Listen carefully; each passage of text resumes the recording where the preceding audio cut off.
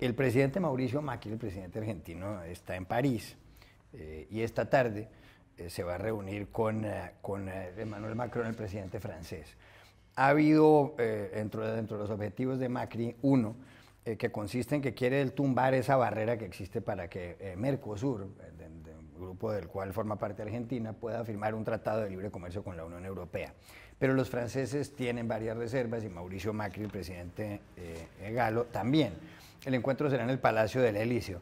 Francia es muy importante dentro del sector agrícola europeo porque el 18% del Producto Interno Bruto agrícola en Europa corresponde al sector agrícola francés y Argentina es un país agrícolamente muy importante.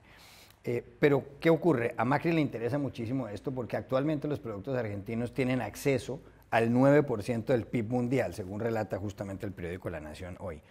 Y si se firmara ese acuerdo entre Argentina y la Unión Europea, la Argentina tendría acceso al 30% del Producto Interno Bruto mundial.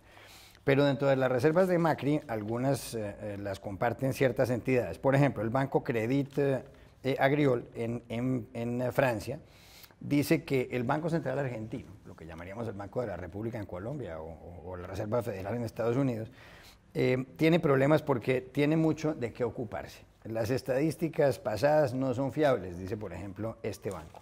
Y el periódico Liberación dice que en la Argentina todavía la pobreza afecta al 28,6% de los 41 millones de habitantes, deben ser un poco más de 41 millones, que están además estrangulados por una inflación superior al 20% en los últimos años. Y dice que además Argentina es un país donde ha habido 7 cesaciones de pagos en los últimos tiempos, quizá haya habido más. ¿Cree usted que Macron acceda a las pretensiones de Macri en esta ocasión o que Macri logre ablandarlo un poco para que finalmente Argentina y Mercosur tengan acceso a este mercado? A mí me gusta cuando se mencionan como argumentos para impedir un tratado de libre comercio la pobreza, justamente, esas son razones en favor. Claro, para que firmen un acuerdo de libre comercio. Son argumentos en favor. A ver, Mauricio Macri, el presidente, lleva poco más de un año de gestión. Yo creo que uno de los errores que cometió el presidente Macri fue anunciar o confiar mucho en revertir, dar vuelta una imagen, una realidad de la Argentina que venía de un escenario a otro y generar unas expectativas casi inmediatas de, bueno, a partir de ahora somos socios confiables. Hasta ayer no, hoy sí. Esto no está ocurriendo de esta forma, pero creo que la tendencia va en esa dirección. Hay algunos indicios claros. Viene el presidente de una gira que incluyó Rusia, incluyó la cumbre de Davos, ahora para en París. Ha conseguido algunas inversiones concretas. Con Holanda han acordado la construcción de un reactor nuclear, me parece. O sea, poco a poco se van atrayendo esas inversiones. Francia, lo sabemos, tiene esa fabulosa fórmula de la diplomacia francesa que es oui, o sea, sí, pero, todo el tiempo. Yo creo que el principal problema de Francia está no tanto en la Argentina y obviamente el acuerdo Mercosur-Unión Europea es algo que el Mercosur, que tiene enormes dificultades, quiere. Yo creo que el problema de Francia está en su frente agrícola, como lo ha estado siempre.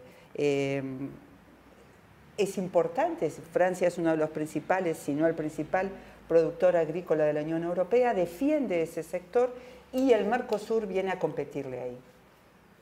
Y les gusta el libre comercio como a todos nos gusta el comunismo, ¿no? O sea, si todo es de todos, ahí me encanta. Las gallinas también, no, gallinas ya tengo. Entonces es un poco esto, me parece que le están afectando a Francia un frente que no quiere perder, no quiere arriesgar. Creo que el problema está ahí. ¿Está de acuerdo con Silvia Pisani? Sí, no, en líneas generales sí. Es decir, en el caso francés, evidentemente, los intereses agrícolas ganaderos son importantes y no solo por el peso económico que tienen, sino también por su relevancia política. No olvidemos que en muchos departamentos franceses los campesinos son una mayoría importante y en numerosas ocasiones el resultado de una elección se decide o lo deciden los votantes que vienen del campo, ¿no? Y eso evidentemente condiciona la libertad de acción de muchos de los gobiernos franceses. En este sentido, lo que sí es cierto, y lo decía Silvia de alguna manera, es que Francia es uno de los principales oponentes al cierre de un tratado de asociación entre la Unión Europea y Mercosur, aunque no es el único, ¿no? Otros países como Irlanda, por ejemplo, o como Polonia, tienen fuertes oposiciones precisamente porque está compitiendo el sector exportador, agrícola, ganadero del Mercosur, no solamente de Argentina, sino Brasil, Uruguay y Paraguay, con la producción de estos países. Pero también hay que señalar que no es o no son algunos países proteccionistas europeos los únicos obstáculos para el cierre de este tratado. Por parte del Mercosur durante mucho tiempo los gobiernos de Brasil y de Argentina se opusieron abiertamente a avanzar en esta dirección. Sectores productivos como por ejemplo el gremio industrial de Sao Paulo, la Fiesp, que es la principal organización patronal de industriales de Brasil, se oponía también abiertamente, hasta que en medio de la crisis brasileña se dio cuenta de que si seguían en esa política autárquica y cerrada, el crecimiento y el futuro del país era inviable. Y por lo tanto revirtieron esa situación y de ser contrarios a un acuerdo con el Mercosur, ahora son favorables. Pero de todas maneras el cierre del mercado del Mercosur para la exportación de manufacturas europeas y sobre todo para la exportación de servicios europeos es uno de los grandes obstáculos al cierre del tratado. Está complicado, es difícil, pero es evidente que esta es la ventana de oportunidad.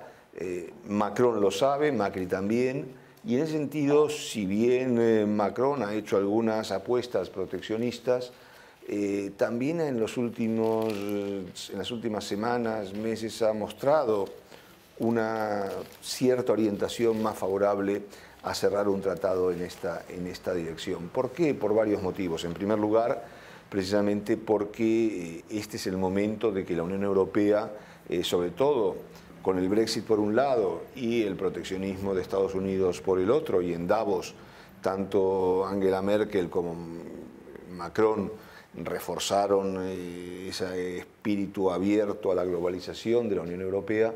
Este es el momento de cerrar ciertos tratados, como el que se cerró con Canadá con el CETA, o el que se está negociando ahora con Mercosur.